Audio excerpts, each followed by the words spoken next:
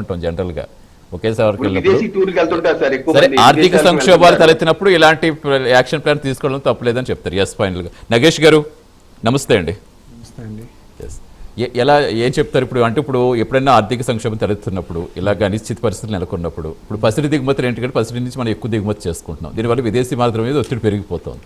So అది తగ్గించాలి అంటే కొంచెం బంగారం లాంటివి కొన్ని నెలల పాటు ఆపండి అని చెప్పడం తప్పు ఎక్కడ కనిపిస్తుంది మీకు?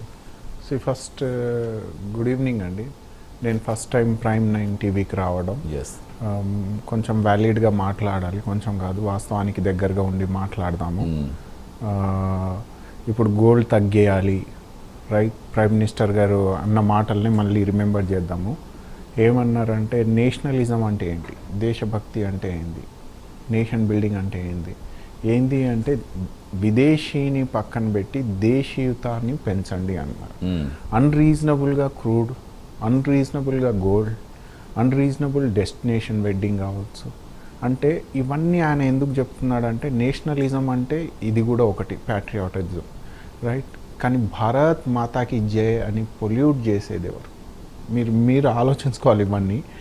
వాస్తవానికి ఎవరు అబద్ధాలు ఆడుతున్నారు, అవాస్తవాలు ఎవరు చెప్తున్నారు?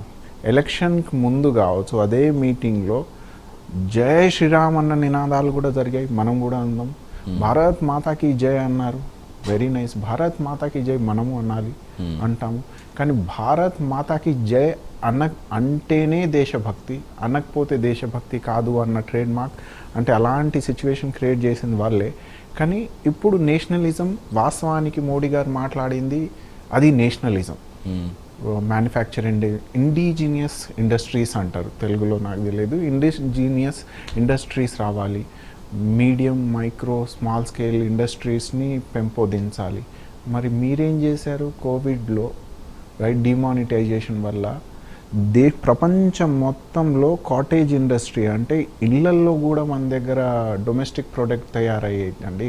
ఇప్పుడు మీరు కొన్ని ఓర్లీ పెయింటింగ్స్ కావచ్చు, మన ఏపీ బార్డర్లో ఇండిజినియస్ కాటేజ్ ఇండస్ట్రీస్ ఉండే అవన్నీ మూతపడడానికి కారణం ఎవరు?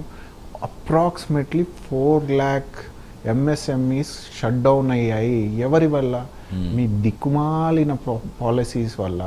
డిమానిటైజేషన్ అని, లాక్డౌన్ని వితౌట్ ప్లాన్ ర్యాండమ్గా చేయడం, చప్పట్లు కొట్టండి, సామాన్లు కొట్టండి, ఏదో లైట్ వెలిగించుకొని రోడ్ల మీద తిరగండి అని ఎవరన్నారు? ఇల్లాజికల్గా మాట్లాడింది ఎవరు అప్పుడు? ఇదే ప్రైమ్ మినిస్టర్ గారు కదా. మోడీ హై తో ముమ్కిన్ హై, అచ్చే జన్ ధన్ యోజన. ఎవరండి? ఫార్మర్స్ ఇన్కమ్ డబుల్ అని. ఈరోజు మళ్ళీ వచ్చి యూరియా 300కి వేరే రాష్ట్రాల్లో ఉంటే ఇక్కడ షార్టేజ్ ఎలా అయిందని ఇక్కడ రాష్ట్ర గవర్నమెంట్కి ఇండైరెక్ట్గా క్వశ్చన్ చేయడం. అసలు యూరియాని మనం ప్రమోట్ చేయాల్సిన అవసరం ఏముంది? మీరు డైవర్సిఫైడ్ అగ్రికల్చర్ తీసుకెళ్ళండి, రొటేషనల్ క్రాపింగ్ తీసుకోండి. మన దగ్గర డ్రాఫ్ట్ పోన్ జియోగ్రఫికల్ లొకేషన్ ఎక్కడుంది? రెయినీ అంటే మనం ట్రాపికల్ రీజన్స్లో ఉంటాము, రైట్? మన మాన్సూన్ మీద డిపెండెన్సీ ఎక్కువ ఉంటుంది.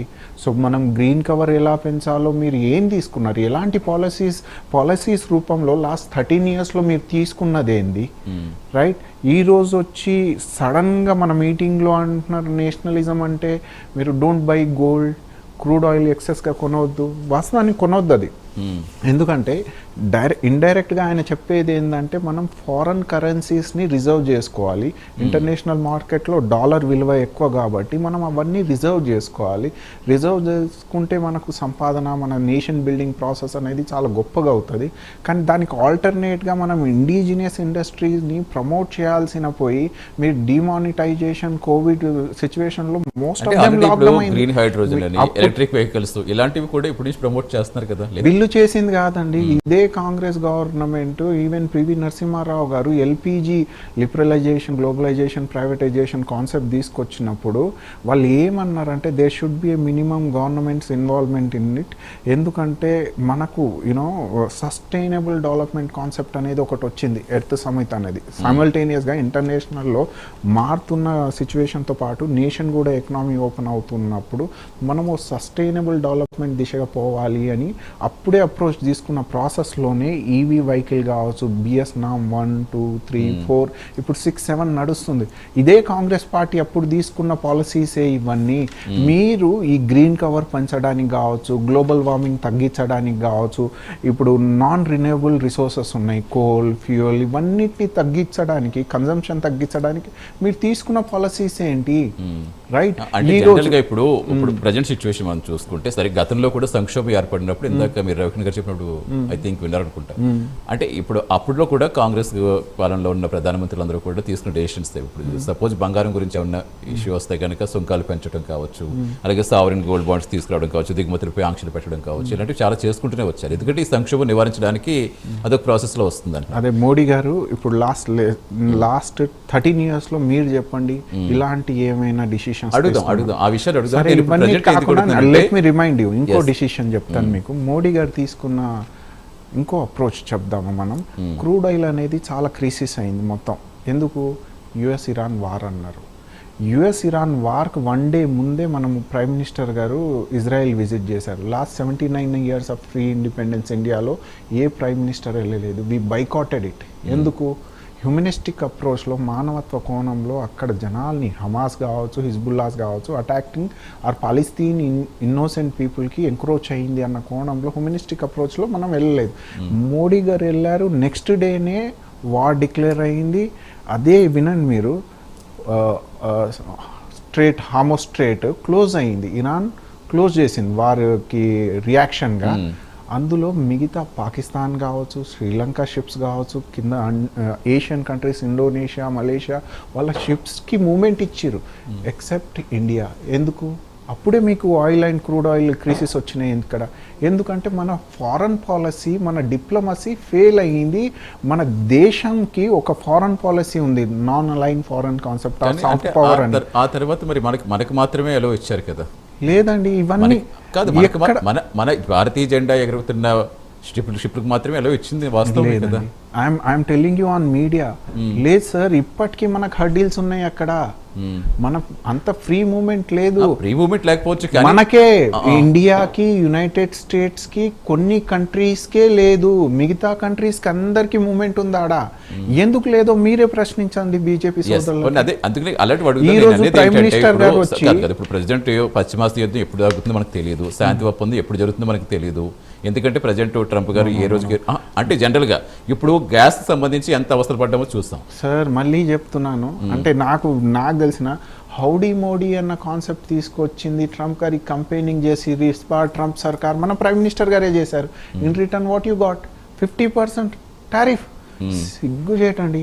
యు నో వాట్, పాకిస్తాన్కి లేదు అంత టారిఫ్, బంగ్లాదేశ్కి లేదు తెలుసా. మన టెక్స్టైల్ ఇండస్ట్రీస్కి ఈరోజు ప్రైమ్ మినిస్టర్ మోడీ గారు వచ్చి వరంగల్లో కాన్సెప్ట్ తీసుకొస్తున్నాం మేము అంటున్నాము, కానీ వాస్తవానికి దాని మీద టారిఫ్ ఎంత, బంగ్లాదేశ్లో ఉన్న టారిఫ్ ఎంత చూస్తే మనం సిగ్గుచేటు. ఇవన్నీ చేసిన ఈ ప్రకటనలు ఏదైతే ఉన్నాయో దేనికి చేశారనుకుంటున్నారు పోనీ మీరు? ఒకటి ఎందుకు చేశారంటే వీళ్ళు ఫారెన్ పాలసీస్ ఇంటర్నేషనల్ మార్కెట్లో విలువలు కోల్పోయారు, క్రెడిబిలిటీ కోల్పోయింది. ఇప్పుడు ఇండిజినియస్ని వీళ్ళు పెంపొందించాలి, అప్పుడే కానీ ఇంప్లిమెంటరీ స్ట్రెస్ ఏదైతే ఉందో అది తగ్గుతుందన్న కోణంలో స్మార్ట్గా ఇప్పుడు మాట్లాడుతున్నారు. కానీ వాస్తవానికి వీళ్ళు మాట్లాడేది ఏంది? ఇదే ఎలక్షన్కి లెస్సే లాస్ట్ ఎలక్షన్ ముందే చూద్దాము, కర్ణాటకలో ఎలక్షన్స్ ఉన్నప్పుడు, యూపీలో, బీహార్లో ఎలక్షన్స్ ఉన్నప్పుడు మాట్లాడింది ఏందండి? మస్జిద్, మందిర్, ముజ్రా. ఏ రోజు వెల్ఫేర్ కాంటెక్స్లో మాట్లాడారండి? ఇంతవరకు పార్లమెంటరీ సెషన్స్ ఎన్ని అయ్యాయి, ఏ బిల్లుల మీద ఎంత చర్చ అయింది, ఇంతవరకు ప్రెస్ కాన్ఫరెన్స్ లేదు. వెల్ఫేర్ కాంటెక్స్ట్, ఏ టెండర్, ఏ కాంట్రాక్ట్, ఏ కంపెనీకి వెళ్ళింది, మీరు బైలేటరల్ ట్రేడ్ లో మనం తీసుకున్నది ఏంది, వాళ్ళకి ఇచ్చింది ఏంది, ఇంతవరకు ప్రెస్ కాన్ఫరెన్స్ లేదు. లాస్ట్ 13 years లో మీరు అనార్కీ దిశగా మీరు ప్రతి ఒక్క సెగ్మెంట్, ఐఎమ్ నాట్ మీరు చాలా ప్రశ్నలు అందించారు కాబట్టి ఒక్కసారి రవికిరణ్ గారి దగ్గరికి తీసుకుంటాను నేను మిమ్మల్ని. కృష్ణ నమస్తే అండి, వస్తాను మీ దగ్గరికి. ఒక్క నిమిషం రవికిరణ్ గారు ఏం చెప్తారు ఆన్సర్స్